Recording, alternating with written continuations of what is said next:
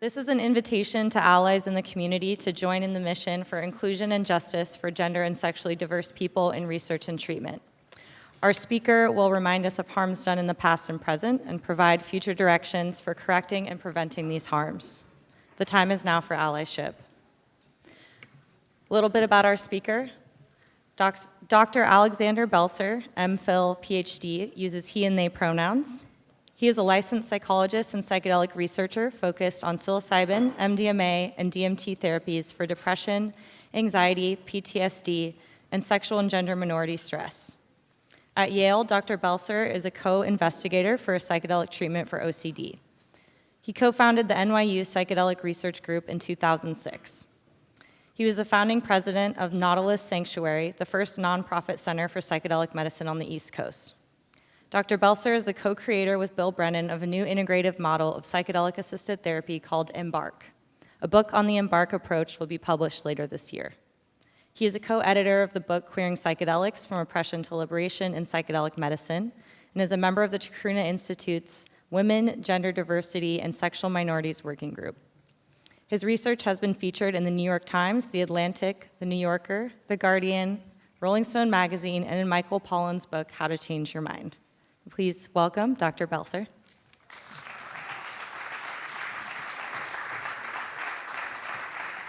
Okay.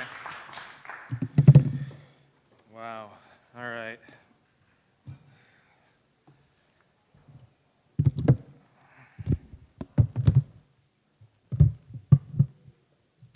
Boop, boop, boop, boop, boop.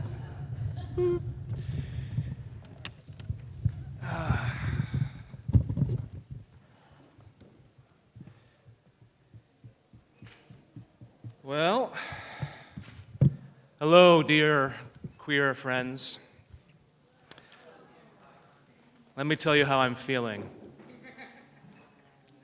Also, hello to the straight psychonauts out there and our straight cis allies who might be watching or see this at some future date. This is my open letter to the cishet folks in the psychedelic community from me, a queer researcher. I come before you today not as a psychologist, not as a psychedelic researcher, not even as a queer man, but as a human being with a compassionate heart, but also a heart full of grief and anger. Perhaps you in the audience have seen what I have seen. You have seen efforts in 20 states that deny basic health care for queer, trans, and non-binary folks, that deprives them of protections under law in schools, in places of work, on our streets, and even in our own bodies. In many states, this is already the law of the land. You have seen North Carolina barring trans folks from being able to use the bathroom in a way that keeps them safe from transphobic harassment and violence. You have seen a national moral panic about gender, a trans panic. The perpetrators of this moral panic target trans folks, vilifying them as groomers, as pedos, wielding the language of hate and fear. You have seen a rise in physical attacks on trans, NB, and queer folks in my hometown of New York City, where even in one of the most tolerant cities on earth, trans folks are frequently assaulted walking home at night. You have seen the repeated drugging and robbery and deaths of queer men at a few gay nightclubs in New York City just this last year. You have seen a war on drag. Yes, a war on drag, of all things. New laws criminalize gender performance and the existence of drag kings and queens. The war on drag puts queer and trans people in the crosshairs. Last year, there were 141 incidents of anti-LGBTQ protests and threats targeting specific drag events. A GLAAD report shows us the extent of the violence. Quote, in Tulsa, Oklahoma, security video captures a person smashing the windows of a donut shop before lighting a Molotov cocktail and firebombing the storefront. A bomb threat was emailed to a local news station in South Carolina claiming several bombs were planted at a restaurant that hosted drag brunch and threatening to kill performers and attendees. About 50 members of the Proud Boys extremist group arched with long guns and in helmets, full face masks and flat jackets protesting a drag story hour at a church in Ohio. Armed protesters raising hands and Nazi salutes disrupted a drag bingo fundraiser in Katy, Texas, and alleged Proud Boys disrupted multiple LGBTQ inclusive events in Arlington, Texas, blocking the sidewalk and falsely claiming the attendees were, quote, pedophiles. You have seen more than 7 state legislatures move to pass anti-drag bills this year, generally by classifying drag as adult performance. You have seen 102 of our queer siblings gunned down at Pulse nightclub, a gay haven in Orlando, Florida. 49 people died. In the same state, you have seen Governor DeSantis sign the Don't Say Gay law, a law that bars children from being taught about gender and sexual identity.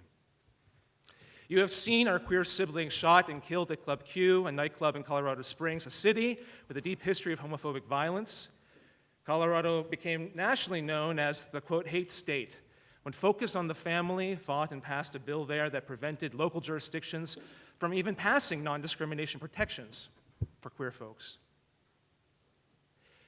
You have seen it. You have seen how hatred, bullying, family rejection, and community rejection send a clear message to queer youth that they are a burden, that they do not belong, that they are better off dead than alive. You've seen the high rates of depression, anxiety, panic, problematic drug use, trauma in our queer communities. You have seen how queer people often believe we are sick when, in fact, we have merely survived a lifetime of additional discrimination and stress, when we are rejected by our families, harassed by peers, and oppressed by institutions. You have seen a plague of self-hatred, also known as shame, where we learn from our parents and in school and in places of worship that we are not enough as we are, or that we are too much, that we need to do in order to be, that we need to change, or we will never be loved or worthy of love. You have seen the deaths by suicide of queer young people, Tyler Clementi, Adam Kaiser, Jaden Bell, Michaela Miller,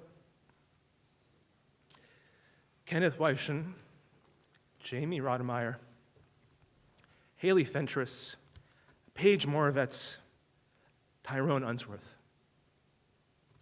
Each of these individuals was victimized by cruel and often persistent bullying. You have seen so many young lesbian, bi, and gay trans youth suffering alone, often in the dark. My heart aches to see how the thousands of messages that we are inferior, that we get over the course of our lives, that we are deserving of discrimination, and we are deserving of bullying and rape, that we are sinners, that we don't belong, that we are a burden on our families and communities, that we are a threat to the children. You have seen how this insidious message creeps into our minds. You have seen how 1 out of 20 gay, queer youth said that they have made a suicide attempt in the last year, more than 3 times the rate for their straight peers.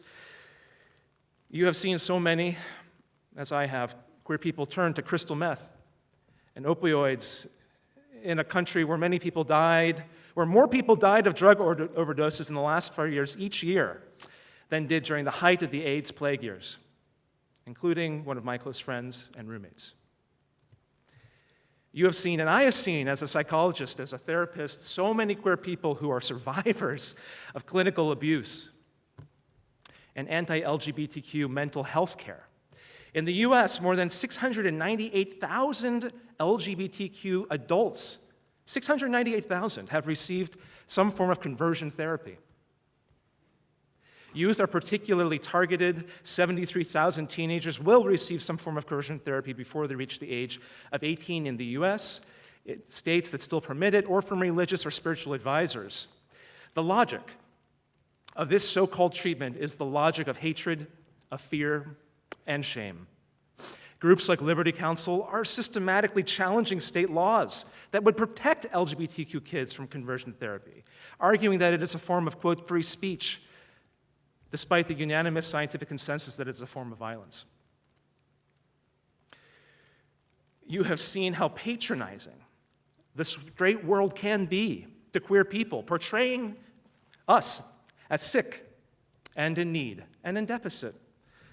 We have seen how this deficit-based model denies our strength, our courage, our smarts, our hearts, and the many gifts that we as queer folk have to contribute to our collective work. You have seen all this and so much more. Perhaps like me, you find that it breaks the heart and the heaviness of grief and anguish pulls you down in spirit.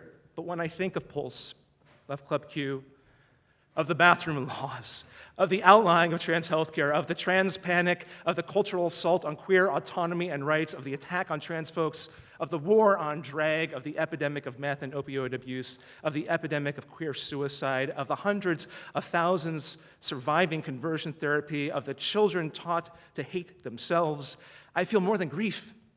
I feel more than anguish. I feel angry. Do you feel it? Can you feel this anger too? Anger is not a bad emotion. It is a sign that something is wrong. We have a right to be angry when we are harmed and when we see innocent people harmed, when we see trans and queer kids harmed. Anger is the only logical response. If you feel angry, I say to you that it takes courage to be angry and to speak truth to power. If you see something wrong in the depths of the American heart, we cannot be quiet. As James Baldwin said, quote, "Not everything that is faced can be changed, but nothing can be changed until it is faced." We can face this together, and I believe we can. You may be wondering, what does any of this have to do with the psychedelic community and our psychedelic medicines? And I will tell you, the psychedelic community has been complicit in the systematic oppression of queer people. In the past, we have seen how psychedelic researchers have played leading roles in perpetrating harms against queer people. We have seen how Tim Leary touted LSD as, quote, "a specific cure for homosexuality." I don't need to be cured, Tim. We have seen how Ram Dass, formerly Dr. Richard Alpert, published case reports in the peer-reviewed literature that are still out there forever, really, of how he used conversion therapy against homosexual men to compel them to have satisfying sexual relationships with their straight women partners. We have seen the famous Hollywood hospital where Cary Grant was treated. They offered a psychedelic conversion therapy program in the 50s and 60s. We have seen how masters in Houston, authors of a canonical text, The Varieties of Psychedelic Experience, claimed that their psychedelic treatments led towards heterosexualization and improvement, therefore, for homosexual patients. We have seen how psychedelic shock therapies administered massive doses when two teenage boys, Michelle, age 15, and Bernard, age 18, were arrested for kissing. They were deemed to be sexual perverts, quote unquote, and they were kept in a locked psych ward and repeatedly and forcibly administered massive doses of psychedelics to shock them and to break them down. They were given 800 micrograms of LSD, 8 tabs of acid, and separately 1,200 milligrams of mescaline, and their shouts and cries showed how gruesome this torture treatment really was. We have seen how my profession of psychology used psychoanalytic theory and language to legitimize some of these harmful and hateful practices. And we have seen how the dominant practice of the male-female dyad in our psychedelic clinical practice put the gender binary right at the center of the practice. The dyad stereotypes male and female, it totalizes gendered roles, and it promotes a retrograde conceptualization of masculinity and femininity. We have seen how this gender binary privileges cisgender therapists and disenfranchises trans and nonconforming people from the clinic. But perhaps you are thinking, okay, this is horrible, but surely the worst is in the past. Today's psychedelic researchers are allies. But I ask you, is this really true? Today, we see how the IB, the investigator's brochure filed with the FDA for the largest trial of psilocybin, states that the psychedelic practitioners are, quote, typically one male and one female. This becomes a precedent written into the officially submitted paperwork, guiding the practice when psilocybin becomes an approved medical practice in our communities. Today, we see psychedelic clinical trials dominated almost entirely by the dominant identity. I asked ChatGPT, hello ChatGPT, to create a syllabus for a psychedelic course, just to see what it would spit out, and to provide, suggested readings for each of 5 classes. It put forward 15 readings on the fundamentals of psychedelic science. The initial list was pretty good, highly cited, relevant. It included an author that I was a later author on, but of the first authors, of all 15 first authors, I noticed that all 15 were straight, cisgender, straight, white men. There was not one queer person, one woman, one black scholar, one indigenous first author in the mix. That is not okay. It's not acceptable. Today, we see psychedelic religious churches continue to harbor strong internal homophobia, including the UDV, which won the right to practice their religious tradition with ayahuasca before the US Supreme Court. Today, we see gender sorting in large psychedelic churches like the Santo Daime, which I have loved and respected, but which sorts people often into strict gender roles of dress and behavior. Pants are for the men, dresses are for the women, skirts, and there's no place left for the rest of us in that circle. Today, we see people like Jacques Mabith, the founder of Takiwasi, one of the most respected ayahuasca centers in the world, attack this very conference publicly, querying psychedelics. Mabith purveys a homophobic philosophy that psychedelic medicine would help, quote, homosexuals advance their, as I see it, retrograde, as he characterizes it, their retrograde psychological position to become straight. So maybe you're asking for some relief here. What happens for you when you share your stories? Maybe with your straight friends in this community. You may have noticed some straight friends in your psychedelic group being shocked, surprised by your experiences, your own experiences with gay bashing, your experiences with family rejection, your experiences with discrimination in healthcare, the doctor's office, and in psychedelic circles. These straight friends, when I talk to them, they are surprised when I tell them that I have been attacked multiple times for being gay. They are surprised when I say my boyfriend and I had a beer bottle thrown at us, shattering at our feet, while the cry of faggots could be heard as the car spun away. They are surprised when I say my boyfriend was punched in the head while walking with me down the sidewalk. They are surprised when I say I was hit with a bag of ice while sitting with my date on a bench in the supposedly gay-friendly West Village. They are surprised when I say I was arrested in Mexico City for kissing my date outside of a gay bar. They are surprised when I tell them I grew up being bullied in elementary school and at my bus stop in middle school, accused of being a fag. They are surprised when I tell them it was common to be called a fag, to fear for my safety, to, quote, butch up, to pass as straight, something I had to do to hide myself, to hide my feelings of love for same-sex peers, to hide myself deep within myself, to learn to hate myself. They are surprised by all of this. And I grow tired of this surprise. I think to myself, why are you surprised by this? This is normal for queer people. Have you not been paying attention? Where have you been all this time? This may be normal, but it is not okay, and it is not acceptable. I say no. To my friends in the psychedelic community, it is time for a reckoning.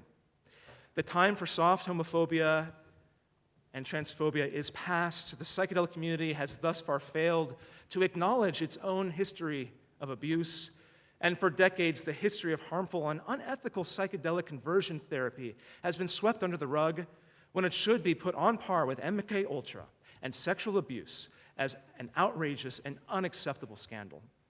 Psychedelic conversion therapy is among the core harms perpetrated by psychedelic leaders.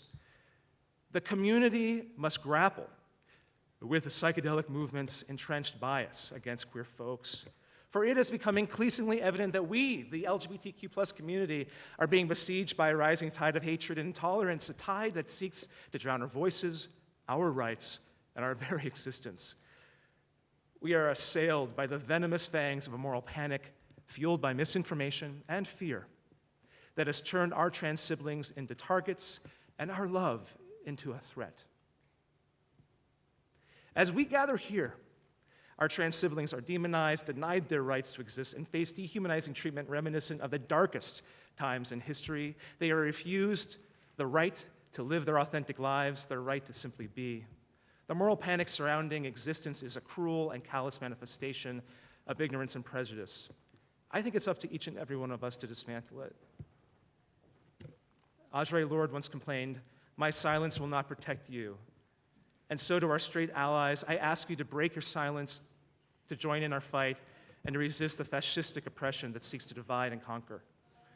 We ask you to stand in solidarity with us, to learn from our experiences, and to recognize the beauty and strength that lies within our diversity.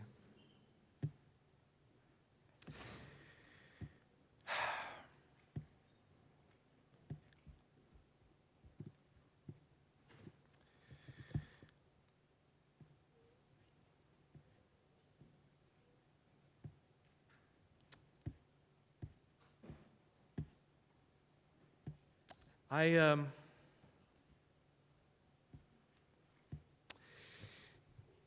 want to tell you that, most of the people here today were queer folks and allies, but my talk is titled Dear Straight Psychonauts, an open letter to cishet folks in the psychedelic community from a queer researcher. And I have received deep allyship. And I'm addressing also those people that might need to hear this message. You may be thinking, this call to resist oppression is fine. It's good. But what are we in the psychedelic community to actually do? I believe changes can be made with our collective effort. 4 years ago on this stage, I made a call to action with many others.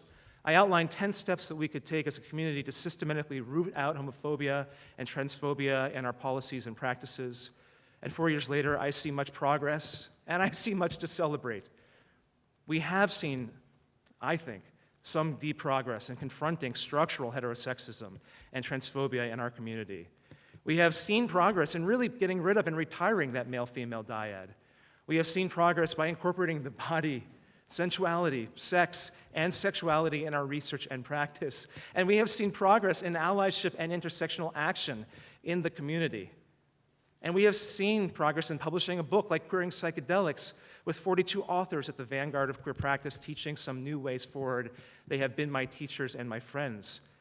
I would like to acknowledge them and amplify their voices. Let's join forces to support their voices as queer leaders in the psychedelic field. We look to those queer leaders like Ava Keating, Amy Bartlett, Chalian Christ, Stephanie Manoni-Millar, Ariel Vigosin, Courtney Wasson, Emma Knight, and Diada Quinn, who are charting a course from oppressive practices to consensual, collective, and community care practices. We look to queer leaders like Andrea Enns, Tal Davidson, Zoe DeBus, who are digging up the stink and rot of decades of psychedelic conversion therapy and the psychedelic community's complicity while pointing toward a future free from these coercive harms. We look to queer leaders like Matthew Skinta, Andrea Rosati, Christopher, John Hoppert, Shanna Butler, Laura Mae Northrup, Gianna Eichenbaum, and Scott McKernan, many of whom are here today, who are queering the clinic, addressing queer rejection, shame, meth abuse, and experimenting with new modes of treatment with psychedelic medicines to target the introjected harms of the closet. We look to queer leaders like Sam Claude Carmel, Taylor Dahlia Bollinger, Tristan Angieri, Jay Sevelius, Maya Fern, Hannah McLean, and many trans, non-binary, and gender-diverse thinkers who are utilizing trans-affirming psychedelic practices to overcome dysphoria. We look, as Taylor says, the psychedelic community must transcend the colonized gender binary if we intend to face the deeper traumas of our society. They teach us, quote, how to see that little trans kid was perfect exactly as they were. We looked at queer leaders like Kasten, D. Anderson Carpenter, Bahiki Sensei, Kevin Simpson, and Terence Ching and others who are building from African diasporic spirituality, working with urban medicine people and BIPOC folks, confronting intersectional traumas and centering culturally attuned work in the clinic and in our communities. We look to queer leaders like Kate Kincaid, Valentine Soma, Mark DiFilippo, and Justin Attoli, who teach us how psychedelics can facilitate self-acceptance and self-celebration, how they can affirm queer worldviews, embrace fluidity, and help guide the transformative journey of polyamory. We look to queer leaders like Marca Cassidy, Catherine Costello, Clancy Kavnar, Bia Labache, Pietro Benedito, and Zach Levine, who chart queer experience in ayahuasca, Santo Daime rituals. They teach us about power in the context of homophobic and sex-segregating treatment. They advocate for, quote, decolonizing, queering, and transing psychedelic spaces. And they tell us, quote, why it matters if you drink ayahuasca with people who say or believe that your sexuality is not natural. We look to queer leaders like Didi Goldpa, Alex Dimuk, Denise Renier, who teach us to reclaim sex, sexuality, and queer pleasure, to take a radical queer perspective on the power of pleasure in psychedelic healing, and to embrace an expanded view of queer psychedelic erotics. They show us how the psychedelic and kink communities can learn from one another to the benefit of queer folks. We look to queer leaders like the Irreverent Joy Wolfwoman, Gail Ortigo, Dan Kaiman, and Aisha Hussein, who teach us about the hidden history of radical queer pagan mushroom rituals among hundreds of humans who create new queer inclusive mythologies for psychedelic integration, and who encourage us all to give up the, quote, same tactics of imperialism, colonization, separation, and capitalism, and join on another to sit, quote, and join one another as we, quote, sit on the throne of queer royalty in a world of free love, free expression, and free exploration. We look to queer leaders and allies who have been an inspiration to me and to many, to Allen Ginsberg, who taught me to unlock my radical queer spirit, to Flory St. Amy, who's here today, who taught me that safety is not provided, it is not given, but that we create safer spaces together. To Jeffrey Gus, who taught me how to take apart a dominant ideology from the inside out. To Raquel Bennett, who taught me how to see the horizon decades before it arrives. To Bob Jesse, who's here, who taught me how to work quietly for a revolution. And to Brian Anderson, who taught me what real allyship might look like. We look to the queer leaders in this room, each of you, who are teaching me even today, even now in this moment, how to liberate myself and those whom I love in a world not always hospitable to our very existence. And finally, we look to the queer leaders inside ourselves, to the teacher inside, who is connected to something beyond the small self, who knows the way, and who has the courage to stand up, to act up, to make real the promise of justice, equality, and love beyond all contingencies. So I'm asking you, my straight allies, to stand with us, to lend your voices to our course of resistance, to fight for a world where love and dignity and freedom are birthrights of all people. But 4 years ago, and 4 years later, I also see some more work to be done. So, to my straight friends in the psychedelic community, I'm not asking for your soft support. I'm asking for you to make hard choices, to step up beyond platitudes, to share in the work ahead through specific reforms. To my straight friends in the psychedelic community, I'm calling for 100% participation from you in using people's preferred names. Yes, I know that in clinics and in clinical studies, it's common to use the patient's legal name and date of birth for ID purposes. But please stop this transphobic practice. Collect people's preferred names in your paperwork, but when you collect them, please use them. What could be more affirming than being called by your real name? To my straight friends in the psychedelic community, I am calling for 100% participation in using people's gender pronouns. It's not that hard, and it is a small intangible step you can take to not add to the burden that trans folks shoulder every day. Who knows, you may even enjoy introducing yourself using your pronouns, even if you're a cisgender person. Go ahead, give it a try. To my straight friends in the psychedelic community, there must be an explicit ban on conversion therapy from psychedelic practice organizations Leading mental health and medical organizations like the AMA and the APA have put out statements banning conversion therapy. It's time for psychedelic organizations to do the same by explicitly condemning psychedelic conversion therapy. It's ongoing today around the country and the world. To my straight friends in the psychedelic community, the history of harmful and unethical conversion therapy cannot be swept under the rug. Recently, I have reviewed many practice guidelines, ethical guidelines, professional guidelines for psychedelics. While almost all of them mention cultural competency and humility, almost none of them move past the platitudes to address the litany of harms perpetrated by actual psychedelic leaders in the past and present, or to support specific LGBTQIA+ affirming practices by name. I see this as a type of window dressing that covers a type of neglect and erasure. We can do better. To my straight friends in the psychedelic community, I am calling for you to help queer people in launching a Psychedelic Conversion Survivors project, a project to collect the living histories of people who underwent this type of conversion therapy, those who have been subjected to transphobic and homophobic treatment, and those who still survive harmful and coercive treatments in retreat centers, in religious settings, and other psychedelic settings. Do not let the stories of survivors be forgotten. Do not let them be neglected. Do not let them be erased by a culture that continually reclosets us. Say their names and say their stories.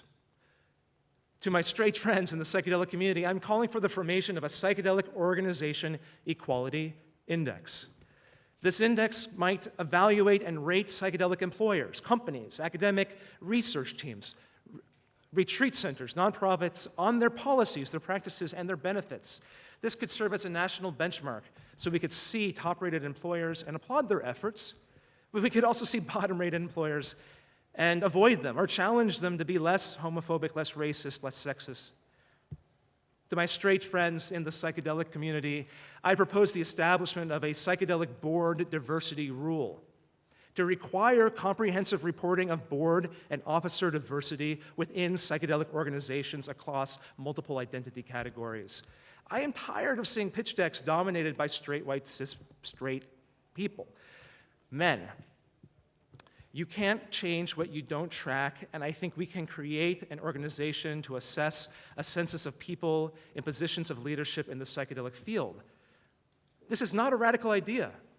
NASDAQ has a strange model, but NASDAQ has instituted exactly this rule, NASDAQ's board diversity rule. It requires companies listed to publicly disclose their board-level diversity stats and to have or explain if they do not or have a diverse board of directors.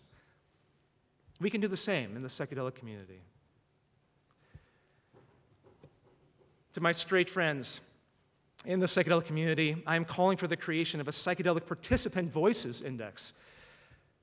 We want to hear participant and patient experiences. What better way to learn about their experiences than to actually ask them themselves? As researchers, we can use participatory action research with traditionally oppressed communities. We can create participant voices index and projects that could score things like a Medicare star rating so that we understand for actual people that get medicine at this place what it is like for them, and collect their stories, collect their quotations, and bring that in qualitative and mixed methods research. I'm calling for an end, my straight friends, to the pervasive scientific bias. We have to insist in our research studies on LGBTQIA+ parity in the reporting of outcomes. Yes, it's good to enroll diverse BIPOC, queer, marginalized communities in our clinical trials, but that's not enough. You actually have to collect those data, aggregate them meaningfully, and report them, which nobody is doing at all. So we don't know if so-called treatments, medical treatments for queer folks work or not for queer folks.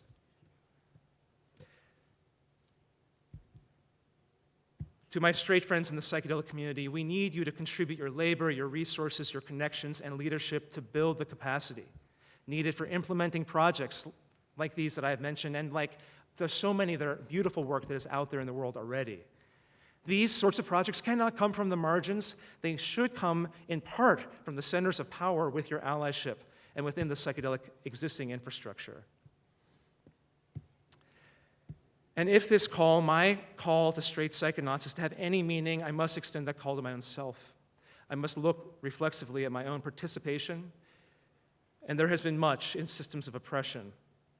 I look to my own intersecting privilege as a white, straight-passing, cisgender, mask-presenting man. I may be a fag, and I think, earned the right to use that word, which has been used against me, but I am a fag who benefits from all of these privileges and more because I am a person of means, a person with degrees, and a person with a seat at that table.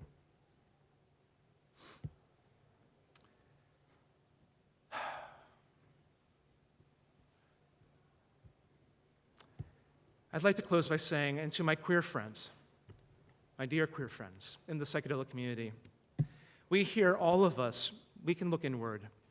We can continue to dismantle our own unexamined fear. I'm doing it even in this moment. Our own hatred and ignorance. We are confronted by an urgent need for allyship with other target groups of oppression. Real allyship, not just window dressing with folks. We in the queer communities must dig deeper to uproot our own internalized sexism, of which there is much, our own internalized racism, our classism, our xenophobia, our ageism, our ableism, our sizeism, and our small-mindedness. As Audre Lorde teaches us, the master's tools will never dismantle the master's house. We can, and I believe we can and must do better. I believe that we as queer folks have queer wisdom, real wisdom, to offer the world. People often ask me, what does queering psychedelics mean? They seem confused, as though queerness and psychedelics are two separate, unrelated areas, but if we look deeper, we will see the two are not separate. Queer spirituality may be a liberating lens. Like psychedelic spirituality, queer spirituality can be embodied, relational, political, and visionary. Psychedelics are queer, and queerness is psychedelic. I began today by sharing with you my heart, which is filled with grief and anger. We have seen our queer and trans siblings gunned down, put down, outlawed, and incapacitated, belittled and vilified, used and abused. We have seen our sacred medicines used as tools of oppression. We have seen members of the helping professions, doctors and therapists, cause hurt and suffering. We have seen the disappearance of these histories, queer erasure, perpetrated and perpetuated by psychedelic leaders through their silent indifference, their urge to look away, and their own unexamined prejudices. And through all of this, we have seen queer people survive, endure, and take that grief and suffering, transmuting it through our fire, our red, burning queer rage into something powerful and beautiful, the refracted light of our collective rainbow vision. We look to queer leaders to show us the way to walk, to sing, to dance, to live together. I earnestly believe the politics of trans panic and queer villainy are losing strategies if only we can overcome our own internal divisions and indifference. And so I make my last call to my straight friends in the psychedelic community. I say again, the time for soft homophobia and transphobia has passed. It is time for a reckoning, time for you to share the burden of reform, time to take urgent action. There is room for your shoulder at the wheel. Together, I believe we can overcome this hatred and bigotry. And to my fellow queer siblings today, I urge you to rise up, to seize the opportunity, to rise above the darkness, to shine brilliantly, shine like a true hallucination, snuffing out the lingering shadows of fear and ignorance. I think that together we can lift each other up in queer solidarity and with a common vision, psychedelic through and through. As we embrace our shared psychedelic journey, we can honor the strength of our queer legacy and illuminate a world where love, dignity, and real understanding reach to our innermost hearts and to all the realms beyond. Thank you.